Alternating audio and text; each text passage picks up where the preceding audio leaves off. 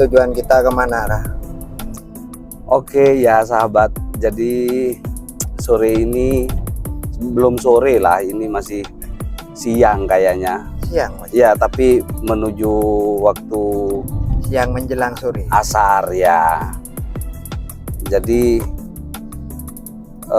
saya kehabisan stok pewarna batik ya. Oh, Lora juga membatik. Ya, kegiatan saya dan teman-teman ya di Tabun itu salah satunya membatik, walaupun tidak sebesar atau seproduktif pengrajin-pengrajin besar di Madura khususnya atau di Sumeneb, tetapi saya tetap menekuni itu sebagai satu kegiatan yang menyenangkan, karena hobi saya dari kecil memang salah satunya menggambar, kemudian mengekspresikan sesuatu dengan bentuk-bentuk yang kreatif. Jadi kehabisan pewarna saya, makanya kita akan menuju Pamekasan ke salah satu toko batik langganan saya sejak pertama tahu membatik ya, bisa membatik, tepatnya di 2009. Itu toko pertama yang saya kunjungi untuk membeli peralatan-peralatan batik, baik dari warna, kemudian malam, canting, soda atau water glass, macam-macam lah peralatannya, termasuk kain katunnya. Itu kita belinya di situ. Nama tokonya Toko Utara. Nah, itu dikenal dengan Tuan Anis, Arab ya, Tuan Anis, yang perempuan, istrinya itu namanya Fahira. Jadi cuman orang umum mengenal dengan nama ke toko Tuan Anis, padahal nama tokonya Toko Utara. Itu tepatnya di jalan apa ya, Kabupaten, belakang pendopo Kabupaten Pamekasan, di sana ini. Sejak kapan menekuni batik? Saya menekuni batik sejak 2009, belajar kepada salah satu pengrajin batik senior di Pekandangan, almarhum Bapak Suharjo. Beliau yang mewariskan ilmu membatik itu waktu itu kepada kami anak-anak muda di Peragaan ya, tepatnya di Peragaan. Waktu itu saya masih di rumah Peragaan. Di sana kita sebulan, jadi beliau datang seminggu sekali apa seminggu 2 kali waktu itu, membimbing kami dengan penuh ketekunan dan kesabaran. Dari awal bagaimana menyiapkan katun sebelum dibatik itu harus istilahnya diketel. Nah, diketel itu kalau bahasa proses batik itu mordanting ya, di mordan itu macam-macam. Pemordanan itu macam-macam, jadi ada yang direbus, apa targetnya, atau supaya apa gitu loh, kok batik atau kain, bukan batik, kain katun itu dimordan sebelum dibatik, itu supaya zat-zat atau unsur-unsur yang melekat pada kain dari pabrik itu lepas. Jadi nanti kalau diwarnai nyerap dia ke benangnya, ke seratnya. Kalau tidak dimordan, dia itu nempel ke zat yang dari pabrik. Nah, efeknya kalau sudah jadi batik itu dicuci, luntur, karena pasti ikut itu warna, ikut zat yang dari pabrik itu. Jadi dilepas. Semakin lama proses mordan, karena macam-macam ya pengrajin, teman-teman pengrajin baik di Madura atau di Pulau Jawa, itu macam-macam ininya, teknik atau kiat, jurus-jurus memordan itu macam-macam. Ada yang pakai Abu Bakar, bukan Abu Bakar nama orang ya. Abu Bakar itu abu yang dihasilkan dari pembakaran, bukan. Kalau Abu Bakar, Bu, ada teman saya Abu Bakar itu di pondok itu jago main sepak bola soalnya. Jadi Abu Bakar. Ada yang pakai soda itu dengan cara direndam, direbus dengan soda. Kalau Abu Bakar itu cuman direndam, kemudian dibiarkan dalam beberapa hari. Semakin lama itu ya, semakin lama dia kan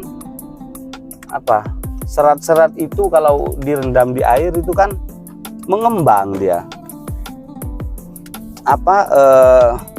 Seratnya itu ngembang dia karena kena air dalam waktu yang cukup lama ngembang. Nah, begitu mengembang itu berarti unsur-unsur dari pabrik itu sudah mulai mungkin untuk dilunturkan, untuk dilepas gitu. Setelah mordan itu udah siap berarti kainnya gitu. Itulah, biar gak terlalu panjang kalau diceritakan prosesnya secara detail, saya menjelaskan kalau saya suruh bicara batik bisa sampai tahun depan saya gak. Iya, ngobrolnya di sini. Masa saya gak mau makan, gak mau tidur, suruh ngobrol batik terus gitu. Gitu. Iya. Sudah nyampe di mana ini? Ini kita potong kompas. Kalau dari arah Sumeneb ke Pamekasan itu biasanya lewat mana?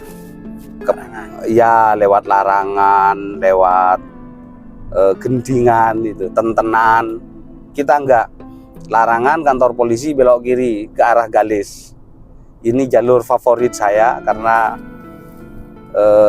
terbilang sepi ya, belum cukup ramai lalu lintas, jalannya bagus, dan ya suasananya seperti ada chemistry lah. Nggak tahu di sini ada apa kok saya seneng dengan jalur ini. Ini nanti tembusnya ke Cemanis, ke Sampurna itu, ke sana, ke Tugu Lingkar itu.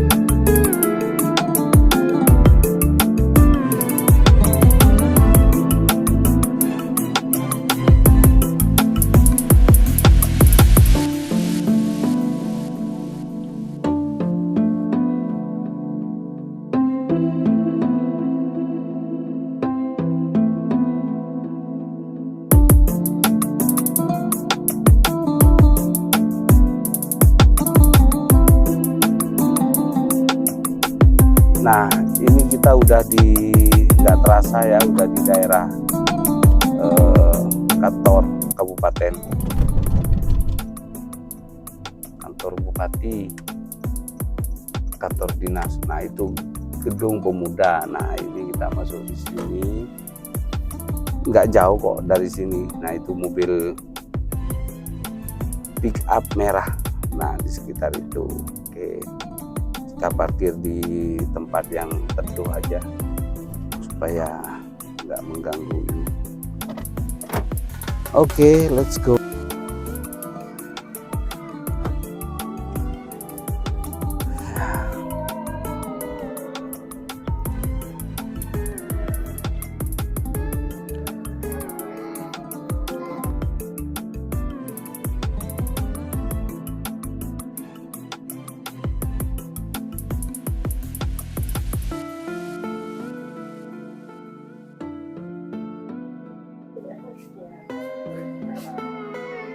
Nah, itu kan apa ya, buat menghasilkan abu itu sebenarnya. Nah, ini bahan-bahan yang dijual di sini, ini bahan katun ya, macam-macam.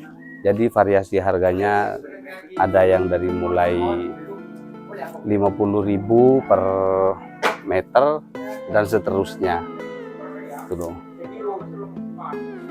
Nah, kebetulan saya kesini tidak untuk membeli bahan, karena bahan masih banyak di tempat di rumah saya. Jadi saya cari pewarna yang namanya bahan pewarna Remasol ya, yang memang biasa saya pakai. Nah, ini malam, tapi malam juga banyak jenisnya. Ini dari mulai yang harga 20.000, 25.000 per kilo, sampai yang ratusan ribu per kilo. Nah, 1 kilo malam ini biasanya tergantung pemakaian ya. Kalau dia garis-garis besar, ini cepat habisnya, bisa ya 2 lembar 3 lembar. Tapi kalau cuma buat gambar-gambar kecil dan jarang ya, ini bisa sampai banyak lembar. Tetapi hasilnya juga tergantung pemakaian ini. Nah, ini malam yang kuning ya, ini malam yang kuning, ini yang mungkin agak lebih mahal seperti itu. Remasol nih, nyari Remasol. Remasol mas.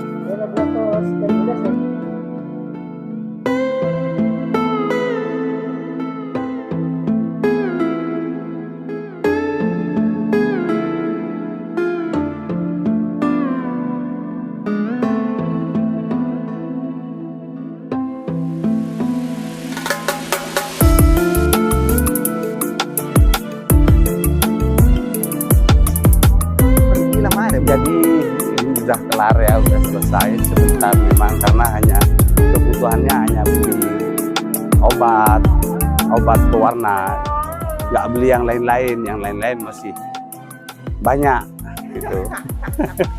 Oke, kepada kawan-kawan semuanya, sahabat, selamat membatik dan terus berkarya.